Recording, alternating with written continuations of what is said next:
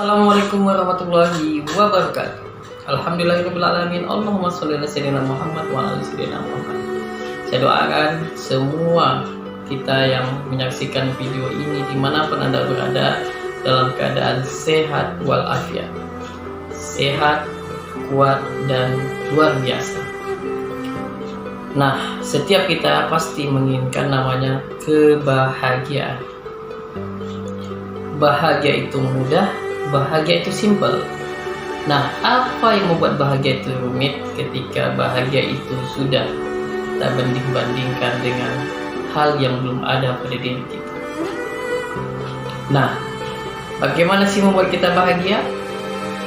Fungsinya adalah kita bahagia dengan kondisi apapun yang ada pada diri kita saat ini.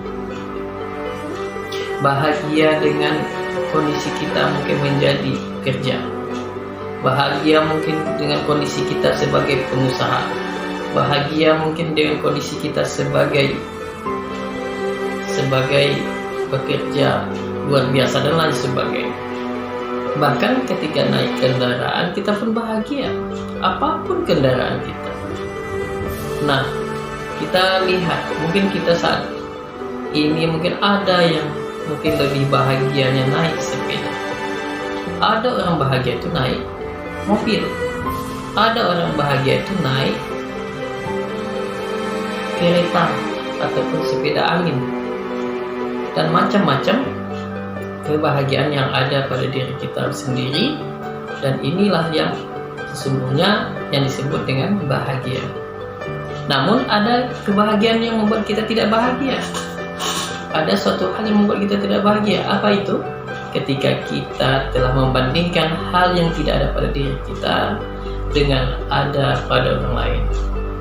Makanya kalau saat ini mungkin kita lihat orang lain mungkin dia sudah naik motor, kita naik sepeda, maka ini jangan disyukuri kita naik sepeda. Syukuri kita naik sepeda. Oh, mungkin ini bukan rezeki kita, atau mungkin kita berdoa, ya Allah, ini mobil, ini motor, mudah-mudahan 3,5 tahun lagi akan saya miliki. Ya, siapa tahu, yang namanya ucapan adalah doa. Di setiap kita ucapan yang benar, insya Allah akan menjadi doa dan akan terkabul pada kita semua. Nah, ukuran bahagia adalah ketika kita menerima apapun yang diberikan Allah terhadap diri kita dan kita bersyukur kepadanya. Apa bentuk kesyukuran kita? Syukur kita kepada Allah itu dalam bentuk apa? Kita melaksanakan ibadah, melaksanakan apapun kewajiban kita sebagai yang namanya hamba Allah ataupun ciptaan daripada Allah Subhanahu wa Ta'ala.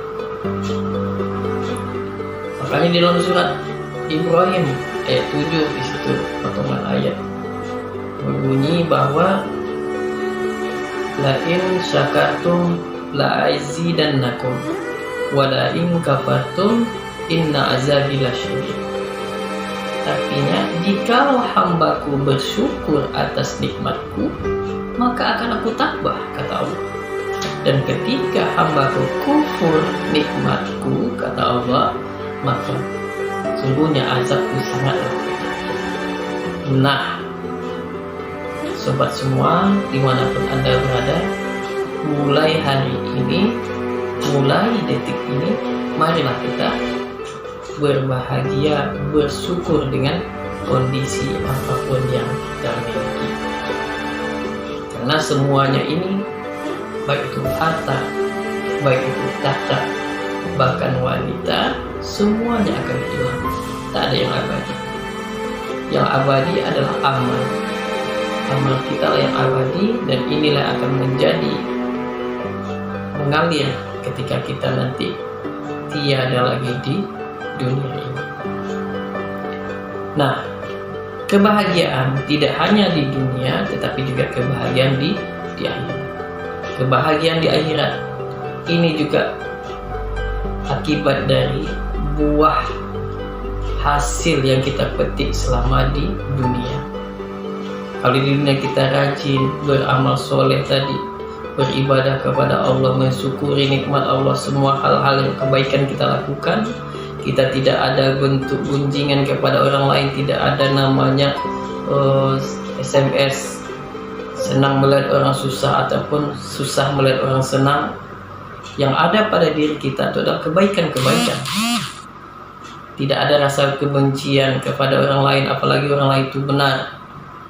Dan yang ada adalah rasa positive thinking, positif dalam pikiran kita, sehingga kita melahirkan namanya pikiran yang luar biasa, yang berguna bagi kita, sehingga yang timbul adalah energi positif yang memancarkan aura positif dan yang akan berguna bagi kita, sehingga inilah yang sebagai amal kita nantinya dan sebagai panennya itulah akan diterima di akhirat kelak.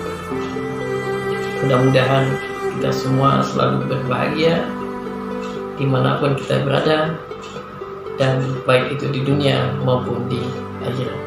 Demikian, wassalamualaikum warahmatullahi wabarakatuh.